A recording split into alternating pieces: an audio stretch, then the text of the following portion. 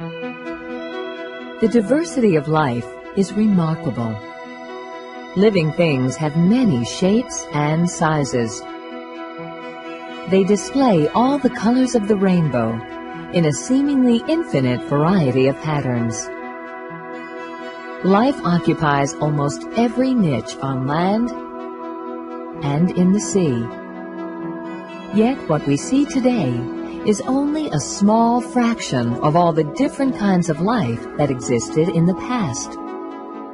Long before humans existed, huge reptiles swam in ancient seas, and other reptiles flew in the skies. Long before there were fish, marine animals called trilobites crawled along ocean bottoms. We would know nothing of such ancient life if it were not for fossils.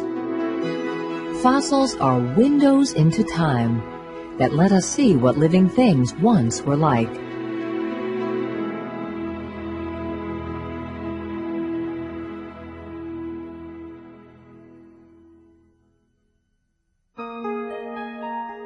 Perhaps no animals captivate our imagination more than the dinosaurs. Nothing today seems as fearsome as the Tyrannosaurus rex. Taller than a two-story house, it had massive jaws and teeth that could easily rip the flesh of its prey. In contrast, the Corythosaurus, a duck-billed dinosaur, fed only on plants.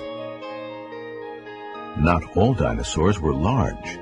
The carnivorous Troodon was no bigger than a human, and other dinosaurs were even smaller.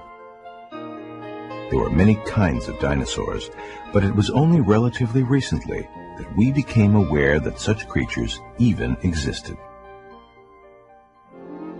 The word dinosaur was coined less than 200 years ago, and many of the most important discoveries of dinosaur fossils have been made in only the last 100 years. This old film shows paleontologists removing dinosaur fossils from the rocky ground in a remote area of Alberta, Canada. Paleontology is the science of studying prehistoric life. Much of what we know today about dinosaurs is due to the pioneering work of such early paleontologists, who were sent by museums to search for and collect fossils. After transporting the fossils of dinosaurs back to their museums, the scientists often spent many months piecing together the bones like pieces of a three-dimensional puzzle.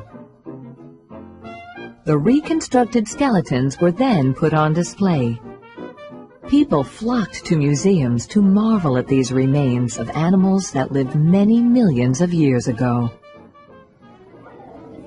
Today, fossils continue to entrance people in museums throughout the world. They provide the only evidence of what prehistoric life was like. Fossils are the traces or evidence of things that lived in the past. There are different kinds of fossils, and they formed in a variety of ways. In some cases, the process began when a prehistoric animal died, and its soft parts, the skin, muscles, and internal organs, decomposed or rotted away. Sediments such as silt from shallow streams buried the bones and teeth that remained. Over millions of years, more sediments buried the skeleton deeper. Under enormous pressure, the sand and silt around the remains turned to rock. Gradually, the bones petrified. This means that the materials making up the bones were replaced by minerals. More millions of years passed. During this time, erosion and weathering stripped away layers of sediment and exposed the fossil remains at the surface of the ground, where they could be discovered. Usually, fossils have formed only from the hard parts of a living thing, such as the bones or teeth of an animal or the pollen of a plant. But sometimes fossils have formed from soft tissue, such as a leaf or flower, or an animal's skin. This would happen when a plant or animal was buried so quickly that the soft parts didn't have time to decompose. Fossils can also be molds or impressions left in rock, such as this mold of a sand dollar. You can see how such fossils are formed by making a mold of a shell. When you press a shell against a piece of clay and then remove the shell, you can see its impression in the clay. Sometimes a fossil is a whole animal. This prehistoric insect got caught in the sap of a plant. The sap hardened, becoming amber, preserving the insect inside. Fossils can be any signs of things that lived in the past. This footprint, for example, is a fossil. It was left by a dinosaur in mud that later hardened into rock.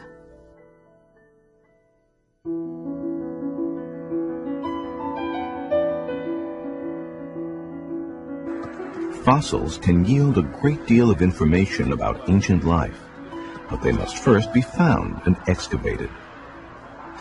Near a busy highway in Wyoming, a group of volunteers, including students, help uncover the fossil remains of a large dinosaur called a sauropod.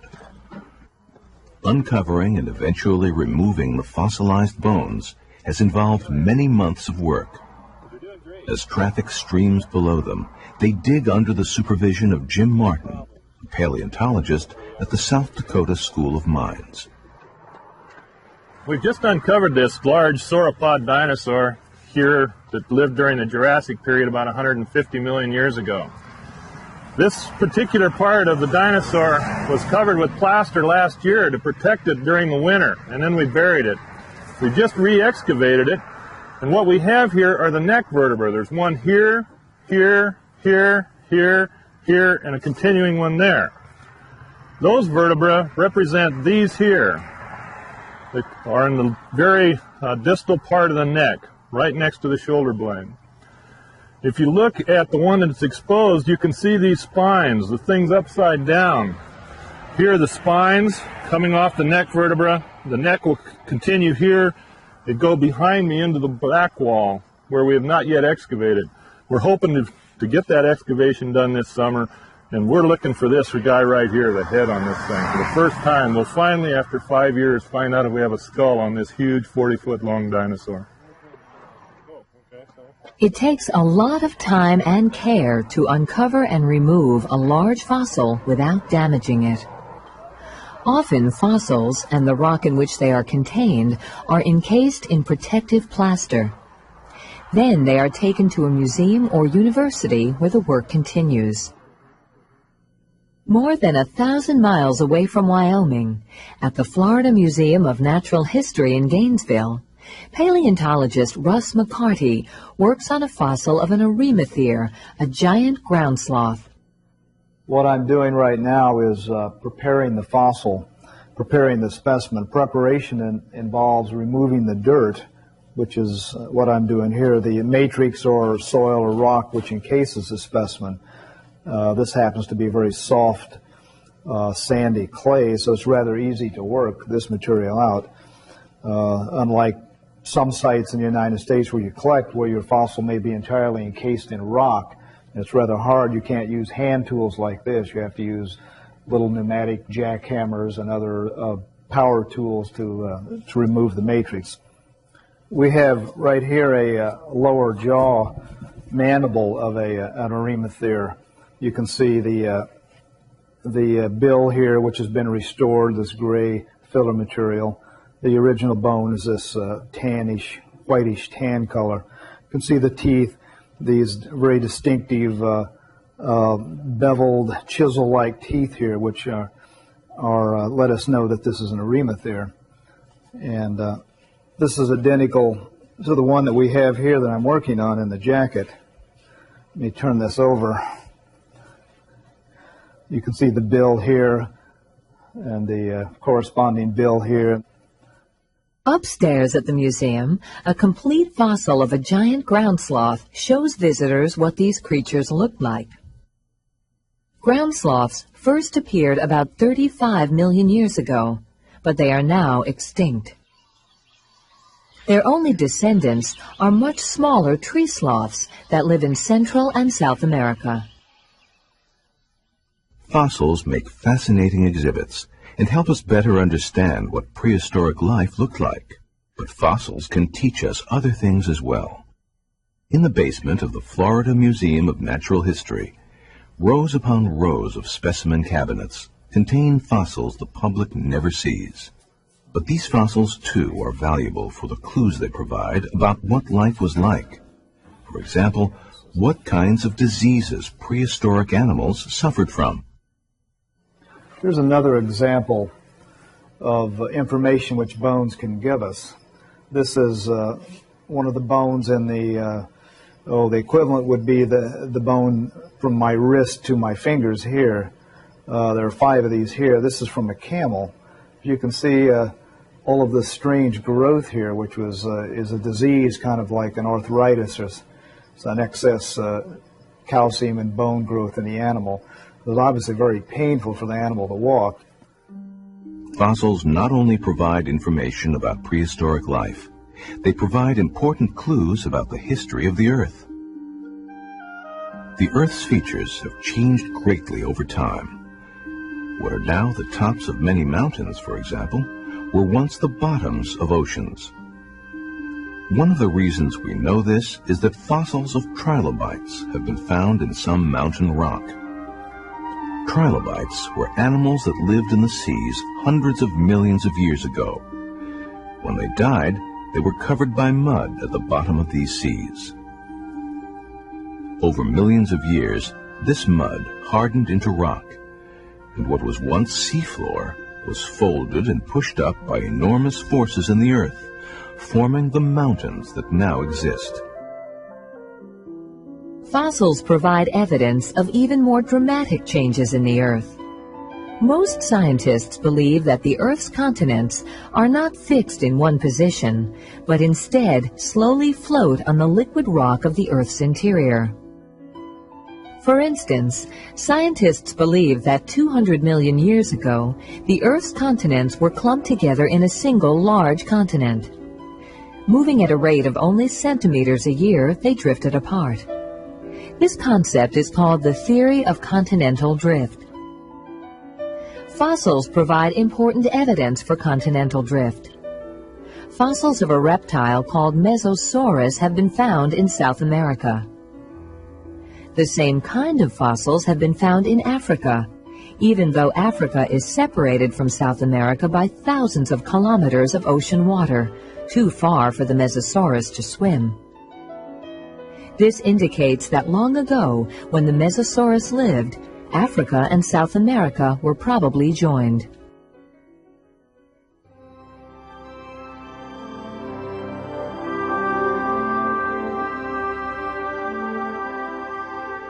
Geology, the study of the history and structure of the Earth, and paleontology, the study of fossils and prehistoric life, go hand in hand.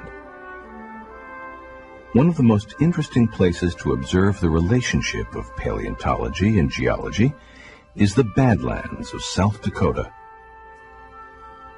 The landscapes here seem to belong to another planet. Pinnacles of rock jut skyward like the spires of a cathedral.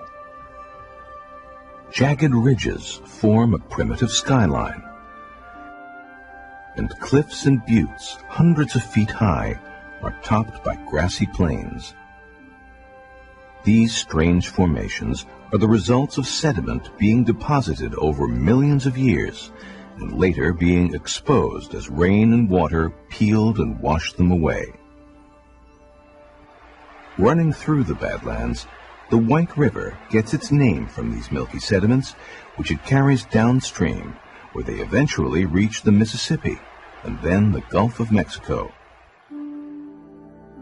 You can see different colored layers of these exposed sediments, each layer like the page of a book. These pages reveal the history of the geology of the Badlands and also the different kinds of life that lived there. For each of these layers contains different kinds of fossils that show what life was like and how life changed. The history is often surprising. It reveals, for example, that 75 million years ago, this part of the Earth's surface was covered by a vast inland sea. This sea laid down thick deposits of sediments. These sediments were compressed and changed over time to form what today is called the Pierre Shale. Because the area was covered by sea, you don't find dinosaur fossils in the Pierre Shale. But paleontologists have found fossils of other kinds of reptiles. Sea reptiles, like this huge, long-necked plesiosaur, on display at the South Dakota School of Mines. And this mosasaur, another giant whose limbs had developed into short flippers. Such reptiles once dominated ancient seas, much as their dinosaur cousins dominated the land. The sea that covered the Badlands eventually drained away. About 35 million years ago, rivers from the Black Hills to the west deposited hundreds of feet of sand and gravel. In parts of the Badlands, you can see these deposits as a grayish layer called the chadron. In the chadron, paleontologists have found fossils of titanotheres. These were large rhino-like mammals that had thick, blunt horns in the shape of a V. They became extinct about 32 million years ago. Above the chadron is the Brule Formation, formed from sediments laid down from 28 to 34 million years ago. The Brule contains the fossils of mammals more recent than those found in the chadron. Among the fossils of the Brule Formation are entelodonts, pig-like animals that had large heads and wide cheekbones. The Brule also contains fossils of an animal called the Protocerus, which was about the size of a sheep. Males had as many as 5 pairs of horns. The Badlands of South Dakota provide valuable information about a few of the chapters of the history of life on Earth, but the entire history is much longer. The Earth formed from gas and dust over 4.5 billion years ago. At first, the surface of the Earth was covered by volcanoes and lava. But gradually conditions changed and it became more hospitable to life. And fossils provide the first evidence of this life. The oldest known fossils are of blue-green algae that lived about 3.5 billion years ago and resembled bacteria that exist today. Fossils have provided the only record we have of life that existed after these primitive beginnings. Because of fossils, we know about trilobites and other ancient creatures that lived in the early oceans over 500 million years ago. Because of fossils, we know about the earliest amphibians, the first animals with backbones that crawled out of the seas around 370 million years ago. Because of fossils, we know about the age of reptiles when dinosaurs ruled the Earth. Because of fossils, we know about unusual mammals, like giant ground sloths that came after the dinosaurs. And because of fossils, we know something about our own history. Homo sapiens, the species to which we belong, has been around for less than 200,000 years, a mere blink of the eye in terms of the history of life. And the history of life revealed by fossils may not be limited to our own planet. Recently, evidence for life elsewhere in the solar system has come from fragments of a meteor from Mars that crashed into the Earth.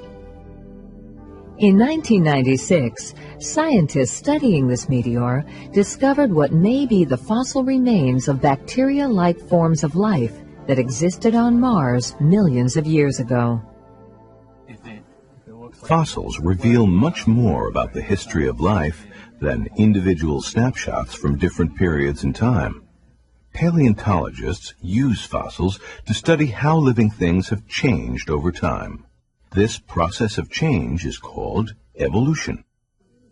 In Florida, at a site called the Thomas Farm, paleontologists from the Florida Museum of Natural History have been excavating fossils of ancient horses. Fossils from the Thomas Farm and other places show that early horses were much smaller than the horses familiar to us today. The Parahippus, a horse that lived about 20 million years ago, was about the size of a large dog. It was different in other ways as well. The Parahippus had 3 toes that were suited for walking on matted vegetation and wet ground.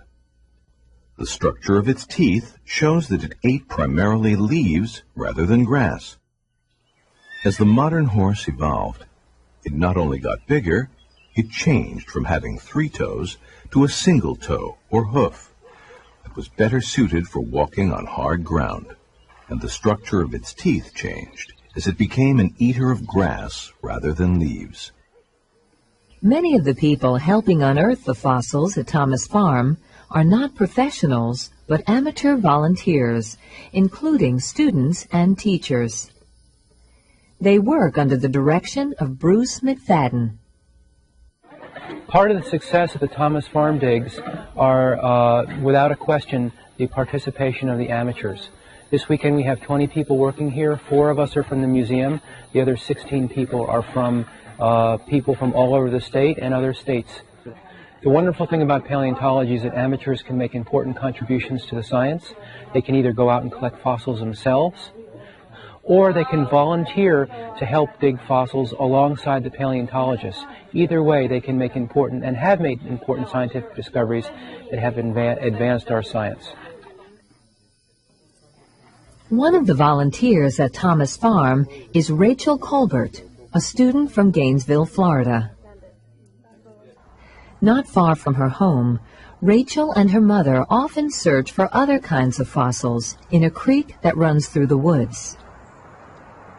This part of Florida was once covered by ocean. Prehistoric sharks swam and died in its shallow waters.